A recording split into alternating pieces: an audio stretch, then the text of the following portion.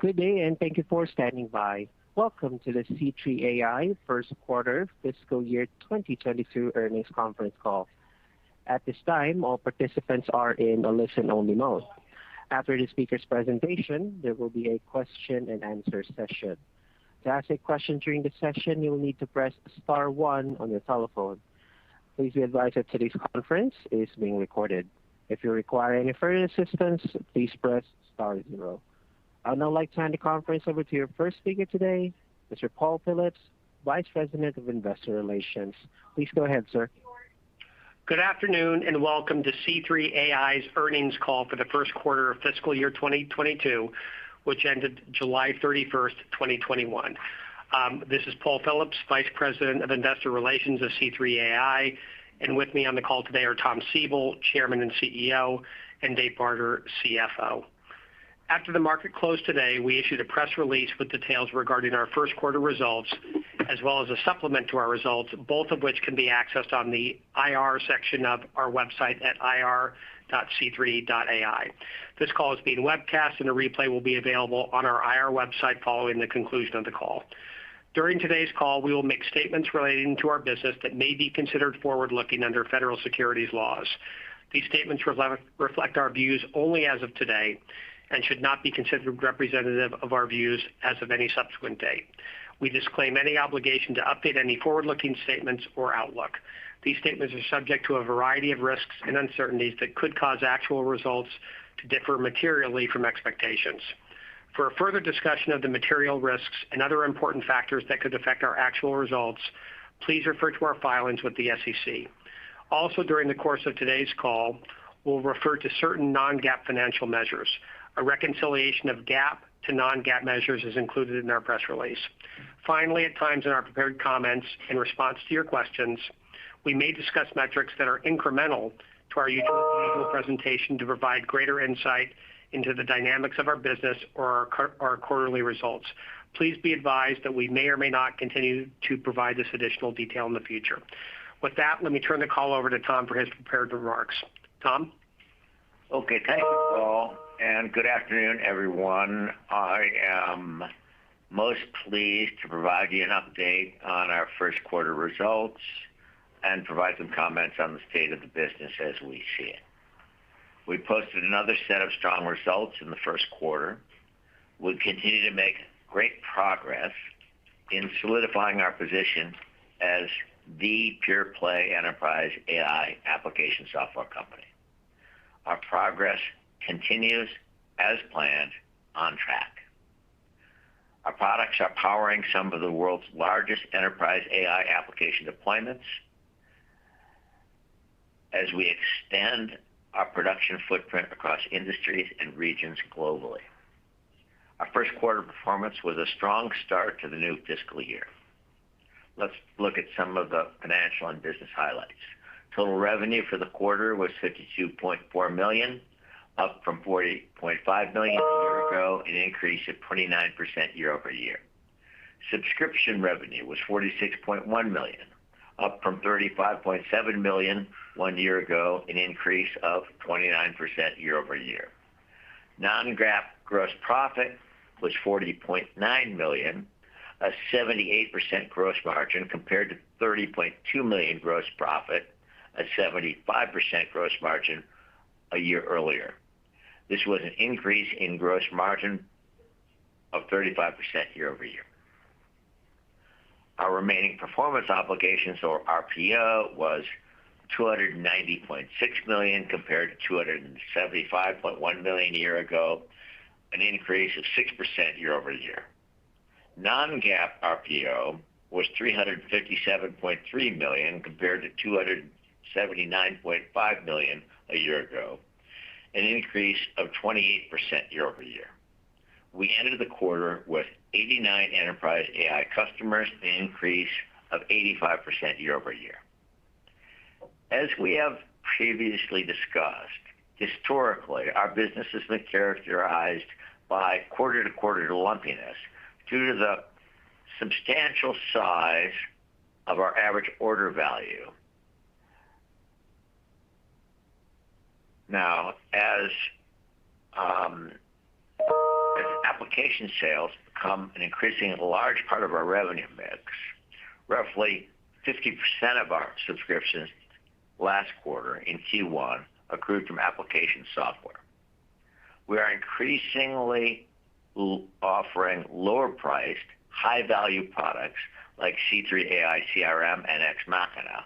And as we've discussed, we've been diversifying our distribution model to complement enterprise selling with telesales, distributors, market partners, and direct marketplace selling. While we have not yet fully eliminated the lumpiness from our business model, we have made great progress, with average subscription total contract value shrinking from $16.2 million in fiscal year 19 to $12.1 million in fiscal year 20 to $7.2 million in fiscal year 21 to $4.5 million in the quarter ended July 31st. It's my expectation that this average contract value will continue to increase going forward as we continue to add diversity to both our product mix and our distribution model. Our average revenue per customer in the first quarter was $535,000. Let's talk about our market partner ecosystem. We significantly expanded this partner ecosystem in Q1, entering an important, highly strategic alliance with Google Cloud to allow the entire Google Cloud global sales and service organization to co-sell and service the entire family of C3.ai applications globally. The two companies will tightly integrate C3.ai and Google Cloud technologies and go-to-market initiatives with the effect of accelerating enterprise AI adoption. The comprehensive alliance includes coordinated software development roadmaps, tight product integration, as well as joint selling, joint marketing, and joint customer success programs at global scale. C3.ai and Google Cloud will regularly synchronize our software engineering roadmaps and activities to ensure that the Google Cloud applications, and the C3.ai Suite and AI enterprise applications are fully optimized and tightly integrated. The companies will engage in significant ongoing marketing development activities and will coordinate sales and service activities globally to assist small, medium, and large enterprise customers to accelerate the adoption and time to value of their enterprise cloud AI applications. We expect this partnership will dramatically accelerate the adoption of enterprise AI applications across all industry segments and will prove an additional growth engine for C3.ai. Microsoft. Our strategic partnership with Microsoft continues to expand. To date, we have closed more than $200 million in business with Microsoft. Our joint teams are currently working a pipeline of more than $350 million in specific opportunities. Recent wins with Microsoft include the United States Missile Defense Agency, Cargill, Ball, Cummins, the United States Air Force Rapid Sustainment Office, and we continue to make great strides in the market in Europe, in North America, in federal, and it is a very, very important relationship. C3.ai CRM. We are seeing increased interest in the C3.ai CRM family of applications that address the currently installed investments of CRM systems. These investments are estimated to be well in excess of $500 billion. When you think about it, CRM sales and software sales this year will be $120 billion, this year alone. So, if we put some number of years of investments of, some Salesforce, Siebel, SAP, Dynamics, Accenture, PwC, Deloitte, et cetera, this is, there's no way you don't get to a number greater than $500 billion installed base.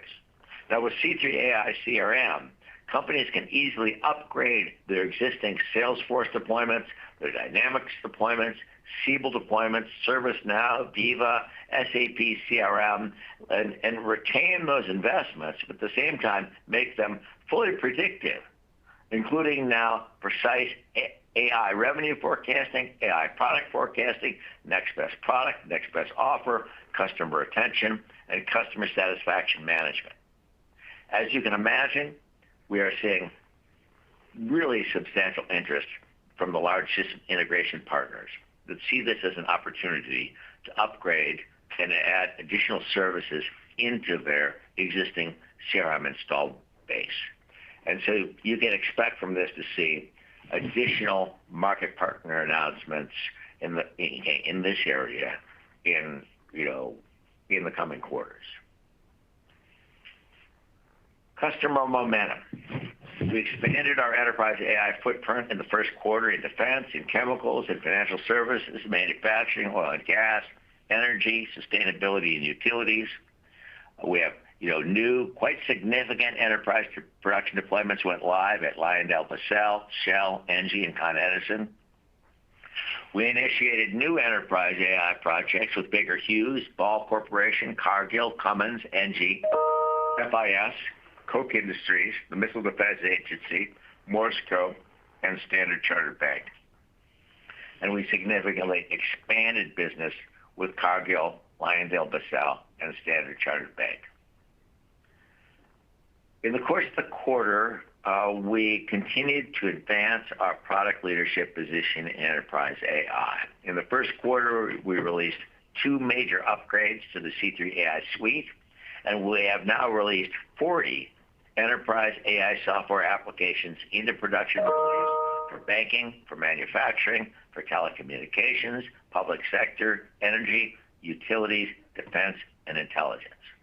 We also released a new version of C3.ai Energy Management, a solution that helps enterprise control and mitigate greenhouse gas emissions and manage energy consumption and energy costs. And we launched C3.ai Ex Machina, our no-code AI and analytics platform that anyone can use, and continue to deliver new features to enhance and simplify the user experience. We gained, quite a bit of additional industry recognition in the course of the quarter. C3.ai was named the leader in the IDC MarketScape worldwide for industrial IoT applications. The C3 IDC Marketplace positioned C3.ai as the leader for in being as an AI platform provider. Importantly, our customer at the Air Force Rapid Sustainment Office was selected as a finalist for the Constellation Supernova AI and Data Award. This is the highest honor in enterprise AI application excellence, and this is an award that was won last year by C3.ai customer Shell for its C3.ai enterprise AI accomplishments in production use. We continue to grow our enterprise AI production application footprint through both new customer acquisitions and expanded use by existing customers. We had 101 discrete applications in production at the end of the first quarter, up from 67 a year earlier, operating at massive scale. As of the end of the first quarter, the C3.ai Suite applications were integrated with roughly 850 unique enterprise and enterprise data sources. We're processing 1.7 billion predictions per day. We're managing in excess of 24 trillion data elements and evaluating in excess of 33 billion machine learning features daily. We've been doing a lot of work, as you have seen in the media and online, in brand awareness, and we considerably extended our brand leadership for enterprise AI, capturing both the #1 and #2 internet search positions for that category in the first quarter. And we exceeded the next closest competitor by a factor of 3 to 1. C3.ai Digital Transformation Institute, I want to make a few comments about that important initiative. We continue to invest in our important university partnerships at UC Berkeley, the University of Illinois at Urbana-Champaign, Princeton, MIT, Carnegie Mellon, Stanford, the University of Chicago, and KTH in Sweden with the C3.ai Digital Transformation Institute. In the first quarter, we announced and funded $4.4 million, in initial cash awards to support 21 kind of groundbreaking research projects focusing on using the C3 platform, and the developing new AI techniques to advance energy efficiency and lead the way to a lower carbon, higher efficiency economy. We've been doing a lot of work really in focusing in leadership and sales leadership in the company. Importantly, with the addition of former VMware and SAP executive Sam Alkharrat as President and Chief Revenue Officer to lead the global expansion of C3.ai's sales and customer service organizations. Sam is an experienced and proven sales executive with a long track record of building and managing highly effective sales and customer service teams. Sam previously served as a Senior Vice President and Global Head of Sales for VMware's Tanzu portfolio of applications that was roughly a $1 billion software business. And prior to VMware, Sam held a number of senior executive positions at SAP. Human capital. We continue to be just extraordinarily fortunate in the quality of human capital that we're able to attract from leading universities and from other organizations globally. In the first quarter, believe it or not, we received just shy of 9,200 employment applications. And from that, I think we interviewed 1,500 people and added 54 net new employees. And people are as bright and experienced as they get. We ended the quarter with 628 full-time employees. And as you can see on the internet, C3.ai continues to be ranked amongst the best places in the world to work by Glassdoor. So in summary, the enterprise AI application software market is rapidly growing. We see accelerating interest in our applications across industries, geographies, and market segments. We are aggressively investing to extend our product and technology leadership, to expand our market partner ecosystem, and the associated distribution capacity that comes along with that ecosystem.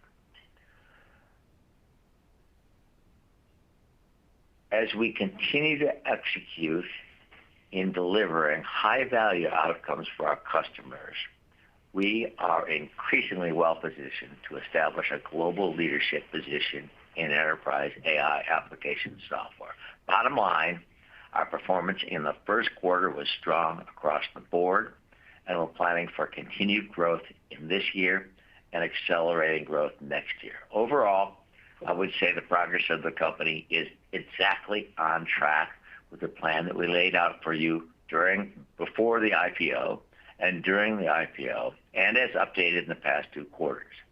I believe the company has never been better positioned to achieve its objective of establishing a clear market leadership position in enterprise AI application software globally. I'll now turn this over to our CFO, David Barter, for more color on the quarter. David. Thank you, Tom. We delivered another strong performance in the first quarter with revenue and profitability that exceeded our guidance. We ended the quarter with a healthy contractual backlog. It provides us with meaningful revenue coverage, and it supports our growth ambitions.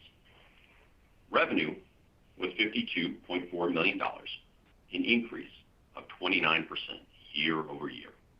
Subscription revenue was $46.1 million, an increase of 29% year over year. This level of growth represents a substantial increase from the fourth quarter when subscription revenue grew 17% year over year.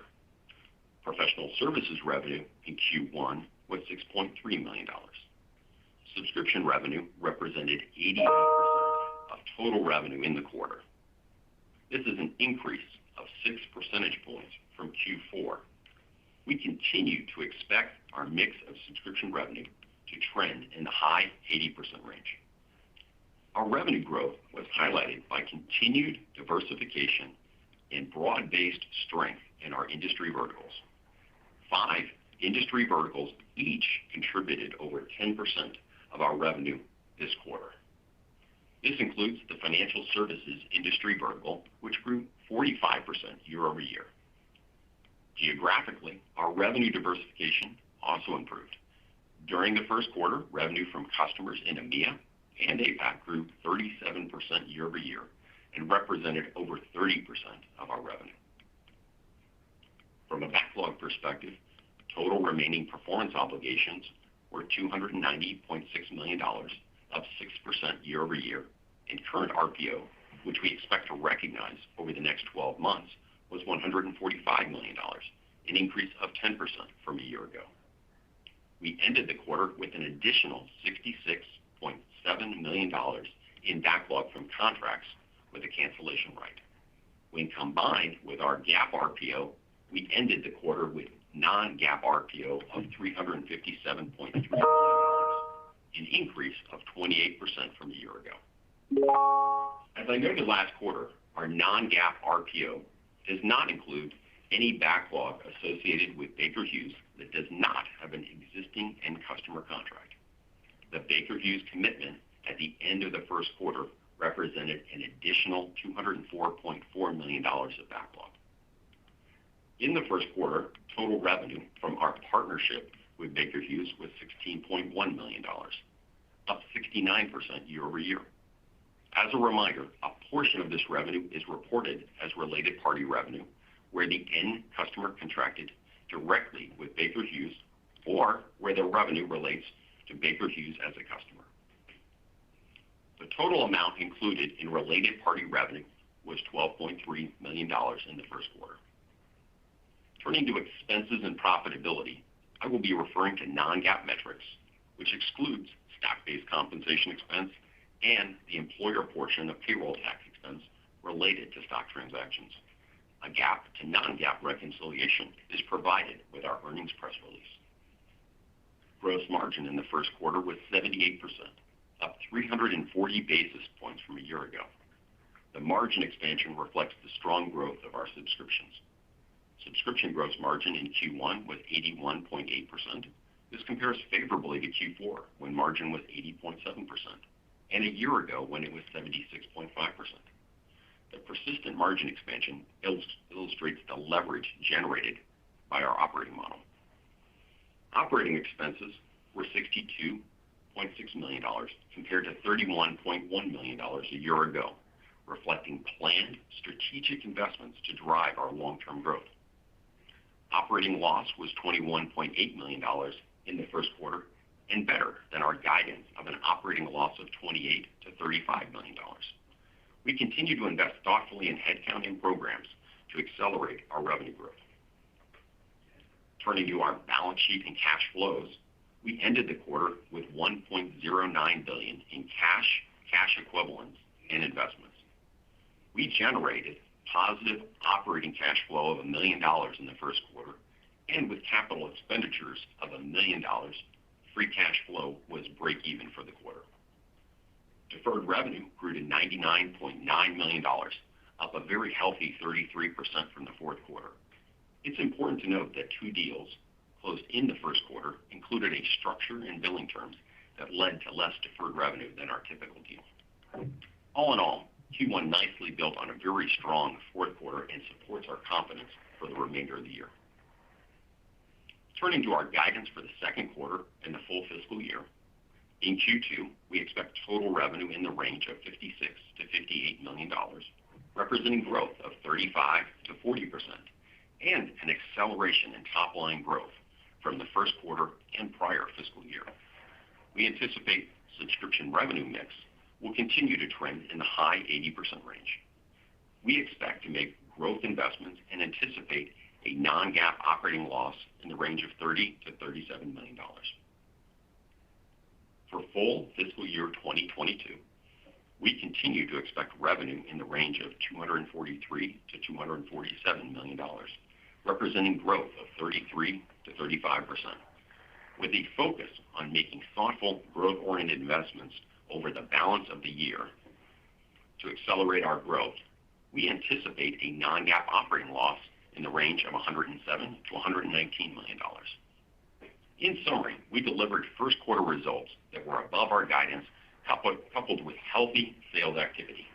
We believe we are well positioned to meet the increasing demand for our technology from customers who realize significant economic benefit from deploying our solutions, and remain optimistic about our ability to penetrate a very substantial opportunity over the long term. Thank you for joining today's call. Now I'll turn the call over to the operator for questions. Operator? As a reminder, to ask a question over the phone line, please press star followed by the number 1 on your telephone keypad. Again, that is star, then the number 1. To withdraw your question, press the pound or the hash key. And then we also ask the analysts to limit themselves to asking 1 question and 1 follow-up each only. Thank you. Your first question comes from the line of Michael Turits from KeyBank. Your line is open. Hey guys, I wanted to ask you, Tom, about the diversification down market and to more of run rate business that you discussed. Sounds like you've made good progress on reducing the TCO and TCV, excuse me. Can you talk a little bit about what you're doing to get yourself there? Are you adding more people? You talked a little bit about partnerships, and how much progress are you actually making with Ex Machina to get you there also? Thank you, Michael. I think a lot of it is really we saw a dramatic increase. We're seeing an increase in application software versus platform as a component of our revenue mix, and the applications sell for substantially less money each than the platform does. So that's a big contributor. Ex Machina is making a positive contribution to it, but I really would expect to see that kick in, in the fourth quarter of this year and next year, and getting into big numbers. But I think it's mostly a move towards applications are what is moving the needle on bringing the TCV down, and it's come down substantially. Again, it's come from a couple of years ago, it was $16 million average TCV, and last quarter it was 4.5. So we're making good progress. Great, thanks, Tom. And then Dave, a couple comments on the always fascinating RPO calculation. So RPO, the GAAP RPO just declined slightly sequentially, and if I add all the pieces together, the adjusted total did also, but the one that looked like it was up sequentially was that cancelable piece, which I think is mostly government. So can you talk about what the puts and takes are on those different components of RPO? Absolutely, Michael, and thank you for your question. You're right. When we think about structuring our deals, we do include that cancelable portion because it is a right, and it's a piece of flexibility that with the literature it gets carved out of GAAP, and so we find that GAAP RPO is an incomplete measure, which is why we provide you with the non-GAAP RPO, which increased 28%. In terms of the adjusted RPO, which includes the Baker Hughes component, you might remember that that's a 5-year commitment. So when it first signed, you got the step up, and then it amortizes over time, which is why that is not increasing when you think about the adjusted RPO. So the non-GAAP RPO really is the measure you should look at because it's reflective of our commercial activity. Right, and the cancelable piece I'm sorry to interrupt if I did. Just the cancelable piece that went up really nicely sequentially from 51, it looks like up to 66 if I do the math. But is that expressive of just some strong government contracts? No, those are, Michael, hi, it's Tom. No, those are almost all, those are exclusively non-government. So the government contracts are always by definition kind of 12 months in duration. Okay, even if it's funded for multi-years, the part that's irrevocable, non-refundable is only 12 months at a time. So the cancelable deals tend to be where we do 3 or 4 or 5-year transactions with a large, private sector corporation, where if it's not going well after the first year, they have the right to cancel, and so you can be certain that we have, every incentive to make sure that customer is highly satisfied at the end of the first year. And so there's almost no public sector in there. Okay. Thanks, Tom. Thanks, David. And And Michael, you raise a great point. When we're signing multi-year federal contracts, that's over and above this number. So that's not included. That's not recorded here at all. And so we actually do have quite a few of those where we have multi-year federal agreements. And because the way that the GSA, those contracts work, we don't report that at all. So that would be on top of anything that we've reported. Got it. Thanks, Tom. Thanks, David. Thanks, Mike. Your next question comes from the line of Mark Murphy from JP Morgan. Your line is open. Yes, thank you very much, and I'll add my congrats. So, Tom, I wanted to ask you about the Google Cloud relationship and just whether you're expecting that to appeal to a different type of customer, because I think we're aware that the Google Cloud platform has different architecture. There's more private cable. They have larger pipes. They can absorb more traffic. There's more local points of presence. Just wondering if it fits a different need, maybe certain verticals or machine learning models that are maybe a little more demanding in some ways. Well, this Thomas Crane has really changed the nature of Google Cloud in a big way, as you're well aware. I think they've gone from maybe 400 salespeople a couple of years ago who were kind of in middleware salespeople to order of 4,000 salespeople today. And these are kind of experienced enterprise sales men and women. Their focus is very much on the enterprise. I don't think it's that different. It's just that Thomas has made a decision, a very concerted decision, to approach the market in a different way. So rather than the other hyperscalers, and rather than sell CPU seconds and storage hours, which, and they have in argument that, I won't go into, and I'm not really qualified, they've argued successfully that what they do is technically superior to other people. Maybe it's true, I don't know. Okay, but rather than compete based upon speeds and feeds, they've made a decision they're going to compete based upon applications. So they're going to be selling stochastic optimization of the supply chain. They're going to be selling supply network risk. They're going to be selling anti-money laundering, fraud detection, what have you. And this is how they're positioning their company as a deliverer of turnkey solutions. And we're very fortunate that they decided to partner with us in that effort. Well, this gives them kind of a unique position in the hyperscaling market. Okay, we're in the hyperscale market where they're selling turnkey applications and everybody else is selling CPU seconds.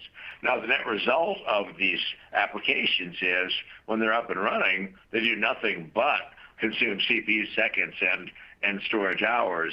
But I think we're seeing a changing dynamic in the hyperscale market that you might want to take a look at. I think that's what's going on. Okay, understood. And then as a quick follow-up, there's a comment regarding the Microsoft relationship that you've closed deals worth over $200 million to date, obviously a great accomplishment. And I was just wondering if maybe David or Tom, you could clarify, is that a specific reference to the CRM use case that you mentioned with Dynamics and other systems, or is that all of the C3 deployments of any product that are running on Azure? And if you could just clarify, is that $200 million sitting in the RPO balance? Some of it is. Most of it is. First of all, it is not specifically CRM, Mark. Okay, it really is all of our applications support Azure. Okay, Microsoft has been enormously supportive in providing technical support to make sure we take full advantage of all the Azure resources. They are a great partner. A very small component of it is CRM, and these are commercial applications. These are federal applications. Supply chain, predictive maintenance. This is kind of bread and butter stuff, and most of it is sitting in RPO. Got it. Thank you. Your next question comes from the line of Sanjit Singh from Morgan Stanley. Your line is open. Thank you for taking the questions. Tom, with this sort of shift towards an applications-focused strategy versus kind of the C3.ai suite as the business shifts more towards application, what does that imply in terms of future revenue growth? Because if I look at the growth in your in the number of applications, it's up really solidly, I think 50% plus, versus your RPO growth of in the high 20s. Does that mean that over time we should see RPO growth sort of converge to the growth in sort of the application sales that you're sort of seeing? Okay, we're kind of there's kind of some analyst math here that I can't quite keep up with. Okay, but so Sanjit, first of all, our emphasis on applications is not new. No, there's no change here at all. Okay, so we've been selling. I mean, you will recall during the IPO roadshow, I was leading with applications for utilities, oil and gas companies, manufacturing companies, financial services companies, what have you.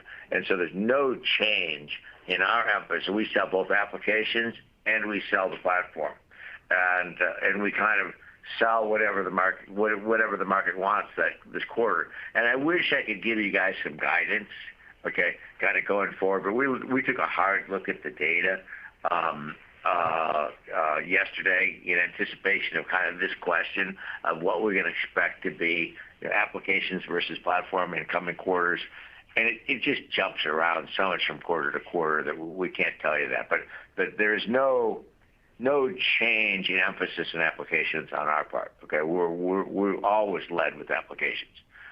There's certainly a change on the part of Google's part, and it just happens to bode very well for us. Makes total sense, Tom. Maybe a follow-up question on the Google partnership.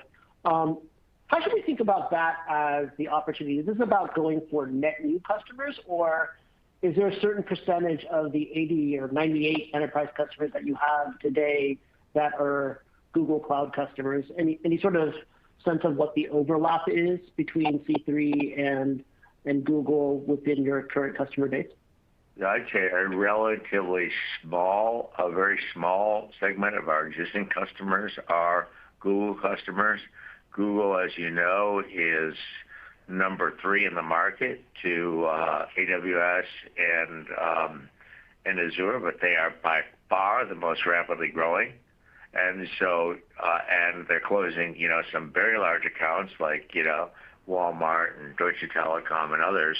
And you can say from our perspective, this is really a focus on net new customers for us. From them, it's a focus on both net new customers and providing the customers the applications they want to consume the commitments they've made to Google. Makes perfect sense. Thank you, Tom.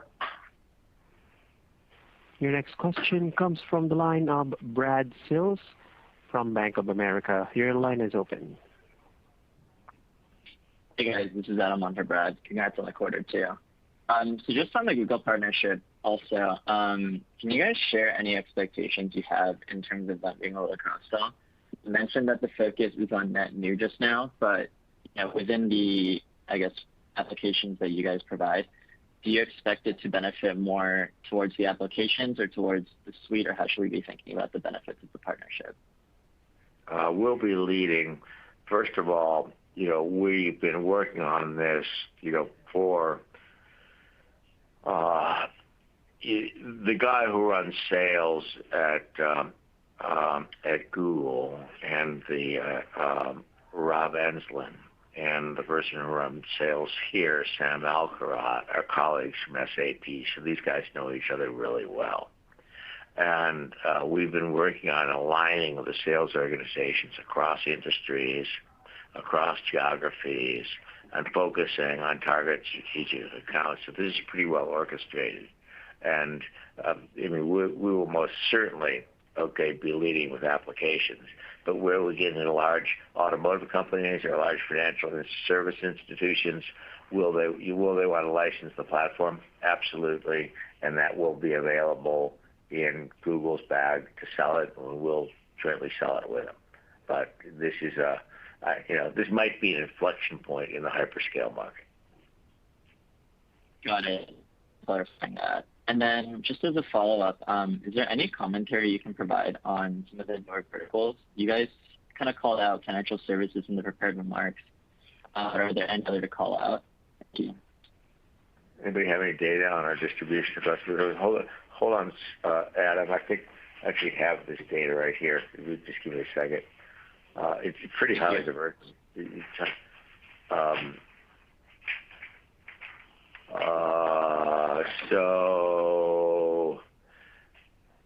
Well, I can't see it by percentages. It's pretty highly diversified, across, telecommunications, high tech, life science, aerospace and defense, manufacturing, financial services, utilities, oil and gas. I don't see what the percentages are here, but it's something that used to be 100% utilities not too long ago. It's gone a long way. What do I have here? That should be booking diversity. Just call it the percentages. The percentages. Okay, so we're looking at roughly 40% manufacturing, 7% aerospace, 3% utilities, 3%. 27% oil and gas, 22% high tech. And then we're just kind of making inroads now into, life sciences, 7% aerospace. So that's what it looks like today. Awesome. Thank you. Your next question comes from the line of DJ Hines from Canaccord. Your line is open. Okay, thanks, guys. Congrats on the quarter. Tom, I wanted to ask about CRM. I mean, the commentary this quarter seemed to suggest an uptick in activity there, maybe even more interestingly on the SI partner side. Can you just talk about what you're seeing with the CRM effort? And I'm curious, is there any installed CRM platform that you're seeing particular traction with? Any color there would be helpful. Well, the CRM installed base is quite large, okay, and everybody wants to go predictive. Okay, there's kind of two ways to do that, and you guys know the math better than I, but it's no way it can't be less than $500 billion market. And everybody wants to go into predictive, and there's kind of two ways to do it. You can rip and replace, or you can add on top of it. So the way that our CRM product works, it sits on top of Dynamics, on top of Salesforce, on top of Siebel, on top of SAP, on top of Viva, and it installs very quickly. It aggregates those data, and then allows you to aggregate any other data you want about the market, okay? And those data that you're going to aggregate are like 3 or 4 orders of magnitude more than the data you have a record in the CRM system. Econometric data, stock prices, NLP on news, NLP on social media, NLP on analyst reports, NLP on annual reports and financial statements. GDP growth rates, unemployment rates, commodity prices as it relates to that industry. Maybe it's corn and beans as it relates to ag, and there we have weather, wind, rain, or it's in oil and gas. It's going to be, in transportation, travel and transportation. Maybe it's Jet A. But when we aggregate all of these data, we can build very precise machine learning models that, for revenue prediction, revenue forecasting, product forecasting, customer churn, what have you. So we are seeing a lot of interest amongst the same partner ecosystem that we put in place that you might recall at Siebel Systems. We know these guys pretty well, and they see this as an opportunity to upgrade all of their existing applications. So keep your eye on this space, AJ. This is going to be a big business for us, and we're not going to be really, we think what we're doing is entirely complementary to Salesforce, Dynamics, Siebel, SAP, and it gets the customers where they want to go quickly, and it gives the systems integrators an opportunity to generate business now in a way that provides enormous value to their customers. You're going to see also that we have reinvented, and I'm not going to pre-announce it now, okay, but we have, fundamentally reinvented okay, the human-computer interaction model as it relates to CRM. And when you see it, I think you'll be quite impressed. And we've been working on this, and I personally have been working on this really hard. And this is going to be a bigger business than I thought. Yeah, look forward to that. Sounds interesting. David, as a follow-up to you, do you have a growth rate for current non-GAAP RPO? I don't have a breakout of current non-GAAP RPO. Okay, because it seems like that cancelable backlog portion, which is by nature multi-year, is increasingly contributing to non-GAAP RPO. So it would be helpful to get a view of that at some point. So thank you, guys. I'll jump back in the queue. Thanks, TJ.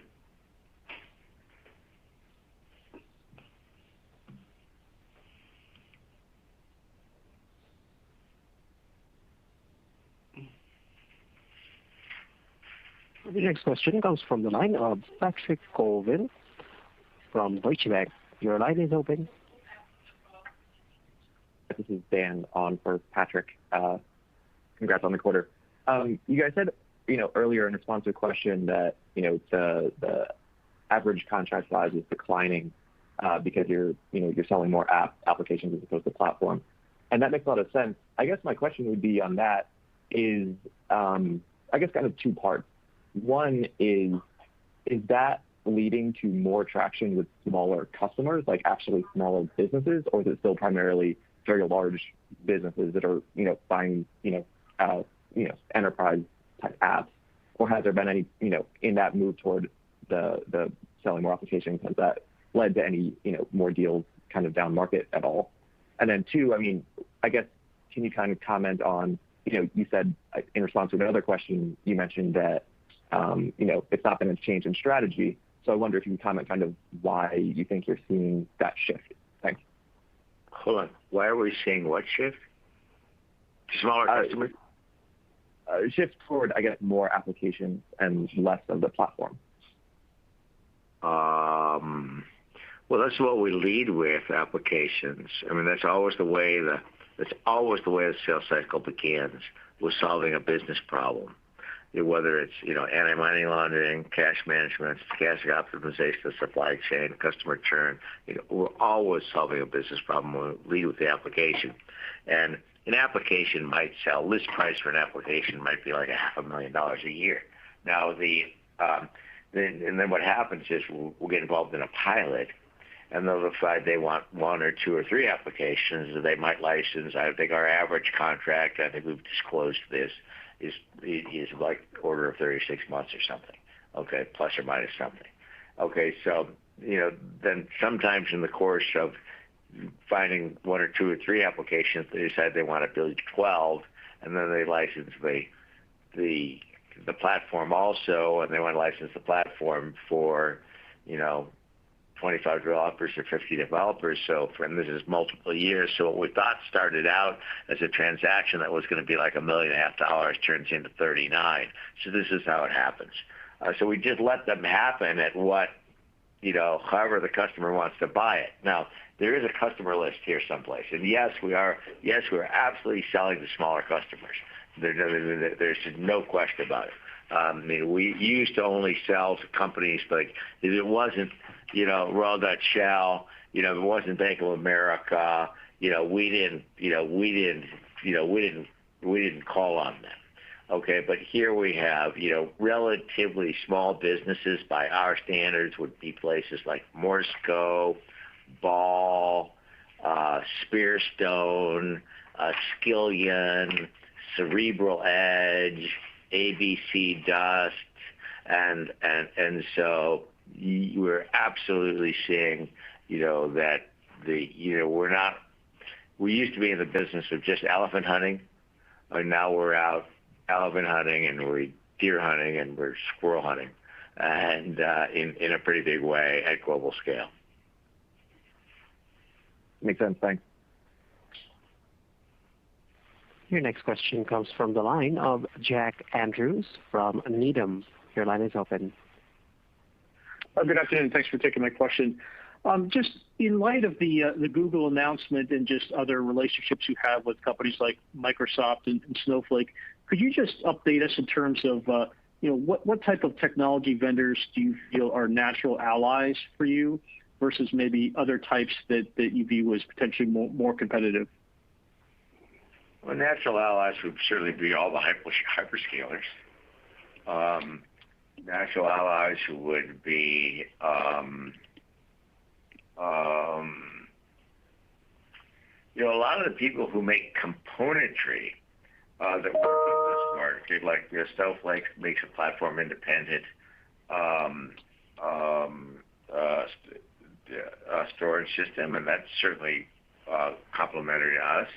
I think companies who even have products that compete with us, like AutoML. I mean, we partner with H2O. We partner with DataRobot. We partner with DataRobot at Shell. And so people can use our AutoML or they can use DataRobot's AutoML. Databricks. Many of our customers use Databricks, so we partner with them. So I think the component providers are individually potential partners. Do they look like distribution channels? No. Okay, I don't think they do. The real competitor to what we do are all those components in aggregate. And Jack, where the IT organization decides that they want to build this project themselves in one of these kind of multi-year, multi-$100 million science projects, all of which seem to come crashing down after a few years. And so, I guess the real competitor is the CIO who wants to build it him or herself, and we just have to let that process run its course because it's virtually impossible they're going to succeed at it. And after they crash and burn, like they've done at virtually every one of our customers, then we come in and bail them out. It's just a natural part of the process of adopting new technology. No, thanks. Appreciate the context. And just as a quick follow-up, when we think about the cash on your balance sheet, I'm just curious, are you contemplating any sort of technology-related M&A that could potentially accelerate what you're doing on the product development front, or do you feel that it's still important to keep developing things internally? It's a great question, and make no mistake, we are focused on growing the business organically. Okay, so if we don't see M&A as a big part of the equation, might we buy something if we see that there's a unique piece of technology there that complements our technology stack that would make sense for us to own it because we see there's something really unique there? Yes, we might. Okay, but M&A, there is nobody here who's in charge of that. The default answer when the bankers send us these decks about M&A is we kind of say no before we even read them. And, we're focused on growing the business organically because I think for us to get involved in M&A would really be a distraction. I think if we stick to our knitting, okay, we continue to move the product footprint, continue to grow the customer base, continue to make our customers successful, I think everything is going to work out just fine. Thanks for the color, Tom. Your next question comes from the line of Pat Walravens from JMP. Your line is open. Oh, great. Thank you. I have one for Tom and one for Dave, if that's okay. Tom, for you first, what's the opportunity look like for C3 in federal and Department of Defense? And as I ask that question, I realize that obviously you have to be careful what you say, but all you have to do is go on the Department of Defense website, and 2 weeks ago, Vice Admiral Hill was talking about the missile defense testing, which you have something in your press release that looks similar, and in June, the Deputy Defense Secretary Kathleen Hicks had a big thing where she was talking about the AI and data acceleration initiative. So it seems like a lot of that is out there publicly already. So whatever you can say about what the opportunity looks like for C3 would be great. It's staggering, Pat. Okay, that's how big it is. It's endless. And just just from you to me, there's a really interesting book out there called Kill Chain, written by a guy named Christian Bros. If you don't like it, I'll give you your $19 back from Amazon, about kind of how the whole nature of warfare is changing between us and China and where AI fits into this. But you get to the level of the Joint Chiefs of Staff, okay, and all of the leaders of all these ministers, all they're thinking about is AI and how they're going to AI enable everything. So that is a business opportunity without bounds.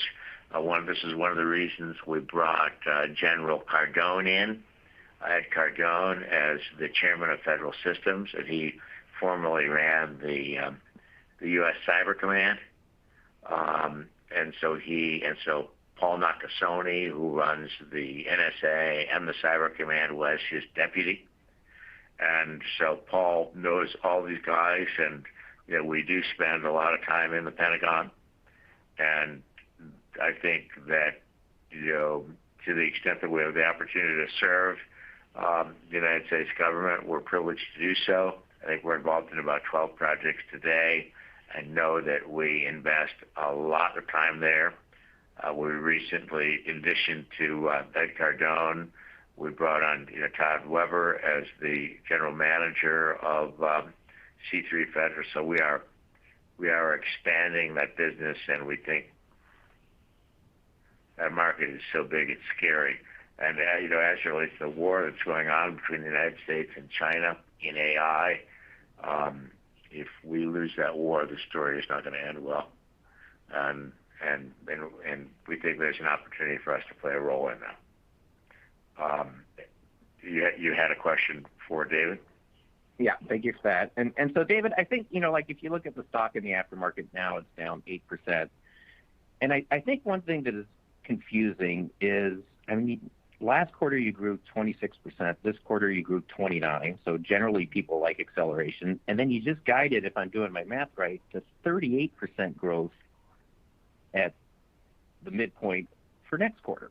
And usually people guide the deceleration, then try to beat it. You guys are guiding to acceleration.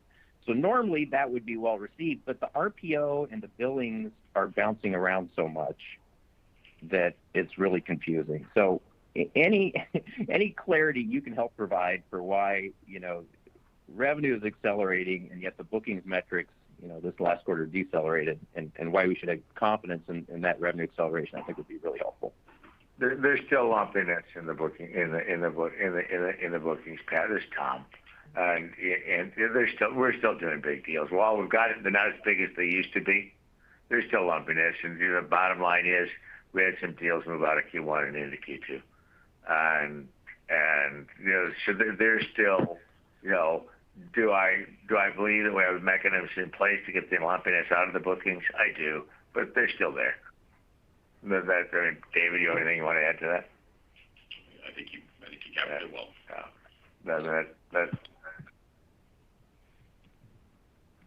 Okay, thank you.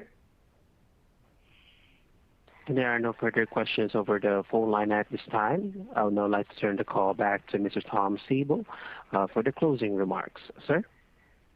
Okay, ladies and gentlemen, thank you for your time. We appreciate your, all of your questions and your time, and we will look forward to giving you an update on the business when we see you next or at the end of the quarter, whichever happens first.